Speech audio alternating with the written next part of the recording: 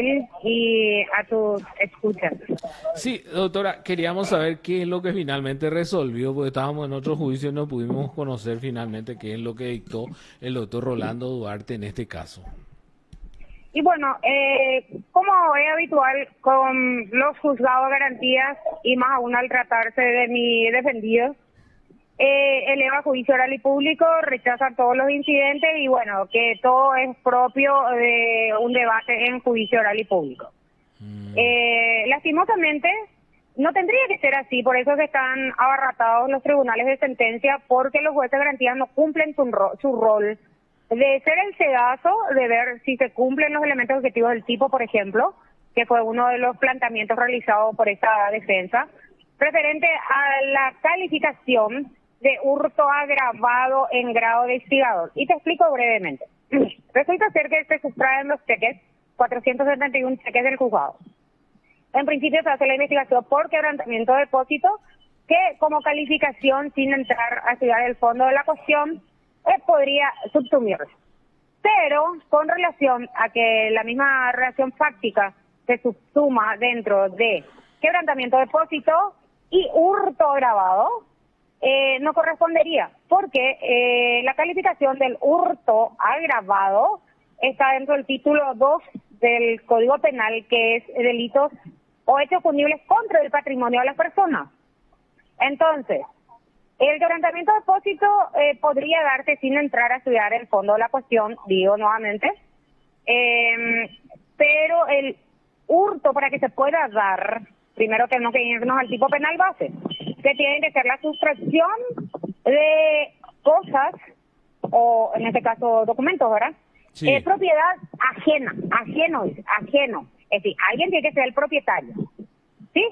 Y los referidos cheques nunca fueron propiedad del juzgado ni de la fiscalía, eran evidencia. Entonces, no corresponde la calificación de hurto agravado. Falta uno de los elementos objetivos del tipo penal, que es que las cosas, o en este caso los documentos, fuesen propiedad de alguien más. Y resulta ser que justamente estos documentos en realidad formaban parte del patrimonio, el activo de mi representado, el señor Ramón González Gáez. O sea, no corresponde esa calificación. Pero, lastimosamente, no, los jueces de garantías todos, y en todas las causas, no analizan, no hacen el pedazo que tienen que hacer para que vaya en forma eventualmente a un juicio oral y público con las calificaciones que correspondan y le tiran todo el trabajo a los tribunales de sentencia. Pero para que exista el delito de hurto, robo, delitos patrimoniales que están en el título 2, se tiene que acreditar que es ajeno, que es de alguien, no bajo la custodia de alguien. Bajo la custodia de documentos oficiales, la calificación correspondería sin entrar a estudiar y bajo la presunción de inocencia en quebrantamiento. O sea, no se puede calificar un hecho, por ejemplo, para dar un ejemplo más gráfico, no se puede calificar un hecho de homicidio y homicidio doloso. O es homicidio o es homicidio doloso. Me explico, pero tiene que haber un muerto. Tiene que haber una persona que haya estado con vida y haya perdido la vida. La misma cosa, para que exista delitos patrimoniales, tiene que haber un propietario y tiene que ser ajeno. Ya. En este caso, ni el Poder Judicial ni el Ministerio Público son propietarios ni antes, ni ahora, ni después. Por otro lado, también se cuestionó la falta de objetividad en la acusación, porque se mencionan 471 cheques. Y lo que se sustenta en las evidencias son 19 cheques. 19, no Entonces, 20. ¿por qué 19 cheques? 19. Que tienen como evidencia. Entonces, ponele de repente que pueda surgir 20, pero 19 específicamente está en la acusación. Presumen que el señor Ramón González Gáez sustrajo 471. No se puede presumir situaciones como esta. Se tienen que acreditar. Bueno, además, lo más grave de todo esto es que él está en grado de instigador en ambas calificaciones que ya dije por qué se contradice y se anula, ¿verdad? O es una cosa o otra cosa, pero no ambas. En grado de instigador, ¿qué dice el artículo 30 del Código Penal? El artículo 30 del Código Penal dice, el que indujera a otro, y ese otro No es el fantasma de Notre Dame. Ese otro tiene que ser una persona con nombre, apellido y con la descripción de una conducta dolosa, porque se aplica la teoría de la accesoriedad. Porque si vos lees el artículo 30 dice el que induciera a otro. ¿Y quién es el otro? ¿Cómo se llama el otro? ¿Qué conducta desplegó? ¿Cuándo desplegó? ¿Cómo desplegó?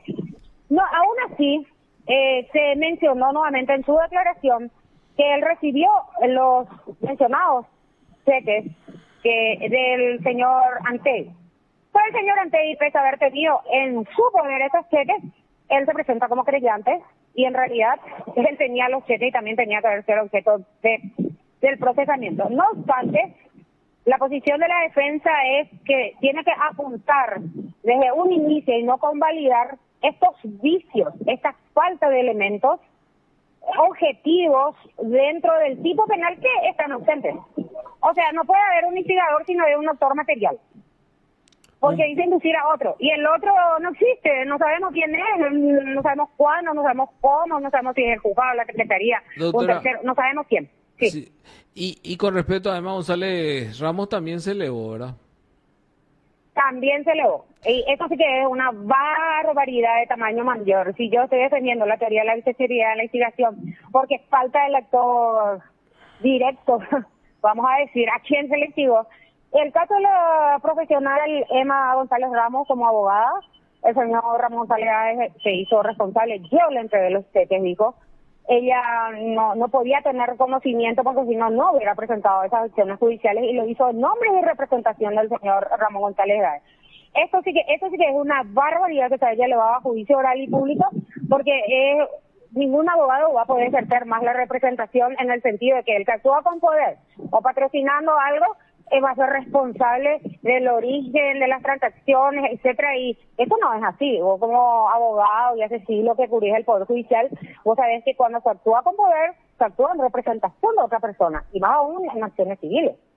Entonces, realmente, con la elevación a juicio oral y público, todos los abogados de la República del Paraguay tenemos que estar en alerta, porque nosotros no podemos volvernos investigadores y evidentemente que si se judicializa algo y no prueban el dolo, no se puede presumir, eso es lo grave.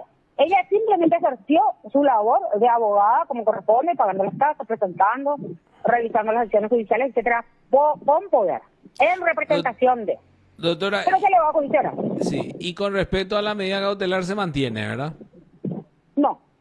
Con respecto a la medida cautelar se deja sin efecto porque no corresponde de conformidad al Código Penal, por lo menos en esa parte sí leyeron. Pero esta es una práctica habitual que suelen hacer los juzgados a garantía de elevar todo a juicio oral. Y con la excusa, diría yo, porque es una excusa para mí, en que esto es cuestión que tiene que ser debatido en un juicio oral y público. No obstante, nosotros el rechazo de los incidentes vamos a recurrir porque lo irrecurrible que habla nuestro Código Procesal Penal es el auto de elevación, no así los incidentes. Además de que en la doble instancia está prevista en la Convención Americana sobre Derechos Humanos y vamos a recurrir, o sea, no vamos a convalidar, independientemente que sean objeto de debates en el juicio oral y público. Ya. Doctora, muchísimas gracias por su tiempo, muy a amable. las órdenes. Bueno, gracias. Usted está escuchando PDS. Sí, hablábamos así con la doctora Raquel Talavera, quien nos informaba que finalmente el juicio oral y Ramón Mario González